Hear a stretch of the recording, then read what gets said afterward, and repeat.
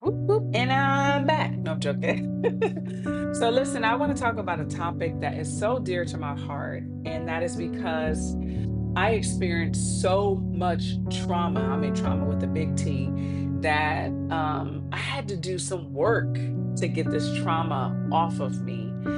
I didn't know that these experiences that I experienced was still within me or still with me. I'm thinking, hey, it happened and I'm moving on. But no, these experiences that I experienced, and I trust me, it's with a big T, some big traumatic experiences. It stayed with me. It stayed in my body.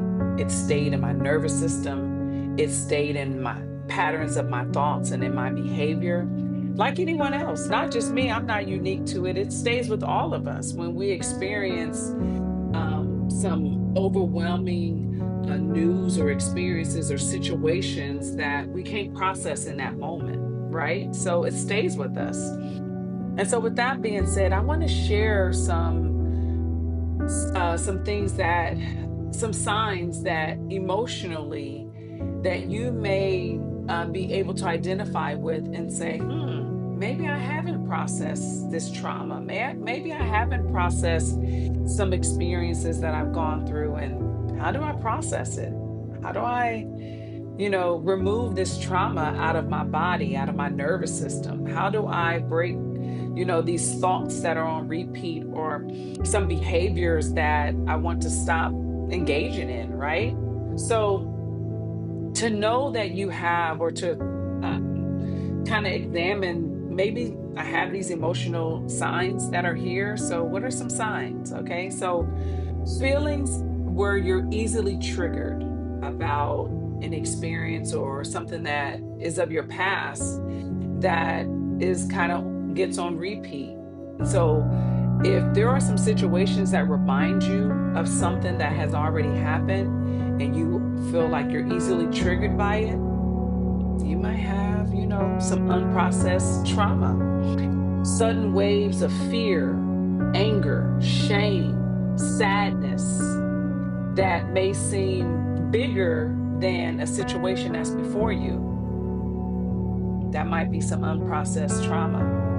If you have like numbness or emotional flatness or a sense of being disconnected from your feelings, that might be a sign that you have unprocessed trauma. Emotional signs. So we have physical signs, we have cognitive signs, we have behavioral signs, again, emotional signs. So there's different ways that we can sit back and examine,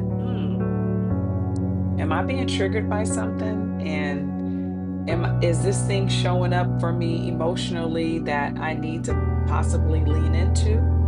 And so I want to give you something tonight that would help you be able to move some of that trauma out of your emotional well-being, right?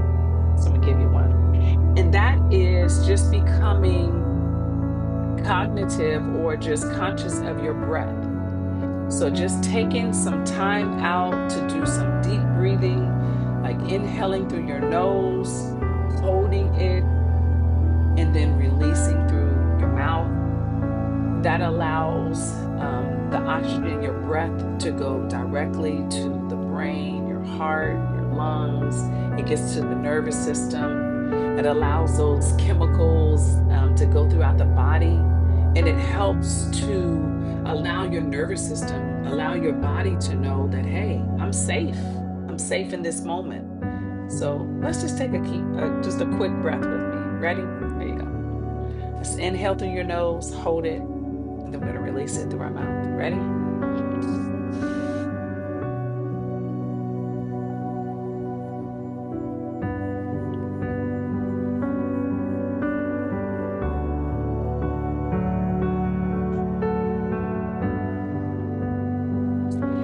Now, I do that a few times a day, and I've done that practice for several years.